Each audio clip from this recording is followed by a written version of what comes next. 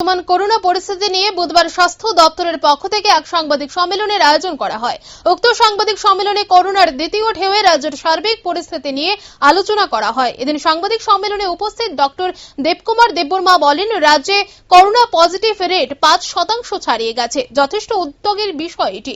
পাশাপাশি তিনি বলেন, বর্তমান সময়ে বেশিরভাগ করোনা আক্রান্ত রোগী যাদের খুবই কম উপসর্গ রয়েছে তারাও আগরতলা জিবিপি হাসপাতালে চলে আসছেন ভর্তি হওয়ার জন্য। এদিন ডক্টর দেবকুমার দেববর্মা বলেন, জিবি হাসপাতালে ইতিমধ্যেই অনেক রোগী রয়েছেন এবং তাদের বেশিরভাগই আশঙ্কাজনক অবস্থায়, তাই যাদের উপসর্গ কম রয়েছে তাদেরকে হোম আইসোলেশনে থাকারই পরামর্শ দিয়েছেন তিনি।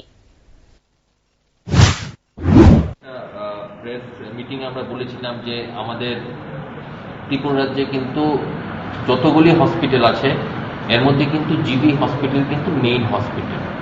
আমাদের এখানে একটা মানুষের মধ্যে একটা টেন্ডেন্সি হয়ে গেছে, যখন কোভিড আক্রান্ত হচ্ছে হয়তো মাইল্ড সিমটমস, কিন্তু একটা ছোট্ট প্রবলেম, আমরা কিন্তু যারা হোম আইসোলেশন আছে বিশেষ করে ওরা কি করে অ্যাম্বুলেন্স কল করে কন্ট্রোল রুমে, যে প্রচন্ড শরীর খারাপ করে ডাইরেক্ট জিবিতে এসে পড়ছে।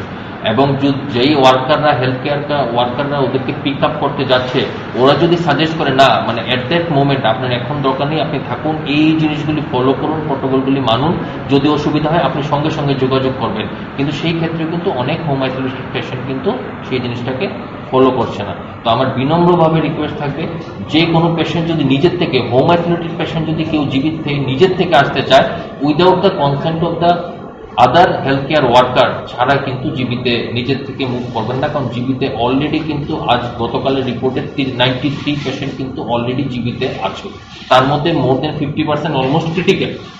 তো যত রোগীর সংখ্যা জিবি হাসপাতালের এই জায়গাতে বাড়তে থাকবে, তো ডেফিনেটলি কিন্তু আপনারা যদি গত বছরের কথা চিন্তা করি 271 জন হাইয়েস্ট রোগী ছিল, তখন কিন্তু সিভিয়ারিটি অনেক বেশি ছিল। তো সেই কারণে রিকোয়েস্ট থাকবে, হোম আইসোলেট পেশেন্ট মুভমেন্ট করার আগে যেই হেলথ কেয়ার ওয়ার্কারের ফলো আপে উনি আছেন বা যারা কন্ট্রোল রুম আছে যোগাযোগ করে নিজের স্ট্যাটাস কন্ট্রোল করে সেইভাবে শিফটিং এর ব্যবস্থা